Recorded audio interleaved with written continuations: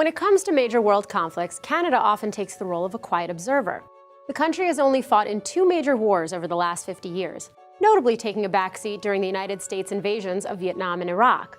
Within its borders, Canada maintains low levels of corruption, violent crime, and domestic dissent. So we wanted to know, how does Canada manage to stay so peaceful? Well, Canada has a long history of domestic peace and non-intervention. Until the 1930s, the country's military and foreign affairs were under British control, as a British protectorate. That meant that when Britain joined World War I in 1914, Canada was automatically roped into the conflict.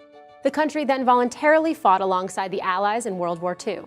But after the war, Canada forged a unique national identity focused on peace, multiculturalism, and social liberalism.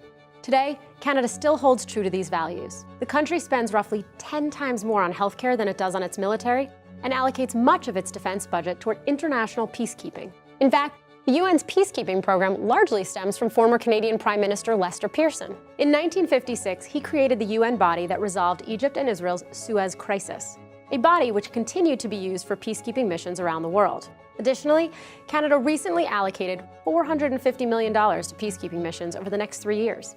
Domestically, Canada maintains an extraordinarily low violent crime rate, with just over 500 homicides in 2014. The country's strict gun laws also keep gun violence low, with just 172 firearm-related homicides in 2012. Canada's unique criminal justice system is heavily focused on prevention rather than enforcement, and experts say citizens have never felt safer in their communities. However, Canada's Indigenous community, or First Nations, may not agree, as they have for decades been disproportionately victim to violent crime. According to government statistics, nearly 1/4 of the homicide victims in 2014 were Indigenous, despite the fact that they account for just 5% of the population. In Canada, inclusivity and multiculturalism, though, is encouraged, and decades of liberal immigration policies have made the country a melting pot of ethnicities and nationalities. Government statistics suggest that within the next 15 years, nearly half of Canada's adult population will be foreign-born or have at least one foreign-born parent. Unlike many other countries which resist immigration, Canadians tend to be extraordinarily welcoming. For instance, shortly after Prime Minister Justin Trudeau took office in 2015, his administration pledged to take in up to 50,000 Syrian refugees in less than 2 years, promoting the program with the hashtag #WelcomeRefugees. This was largely made possible by a law that allows private citizens to directly sponsor refugees. Coincidentally, this 1978 initiative was spearheaded by Trudeau's father, who wanted to take in thousands who were forced to flee repressive communist regimes in Vietnam, Cambodia, and Laos. By 1980, Canada had resettled over 60,000 refugees, more than half of whom were sponsored by complete strangers. Canada's generosity toward immigrants and refugees is one of the many ways the country's laws have influenced its culture. The country is famous for consistently being among the first to implement progressive measures, including universal healthcare, same-sex marriage, and strict gun control. Studies show that a majority of Canadians have faith in their social welfare programs, support the growing diversity of their population, and believe that their country is on the right track.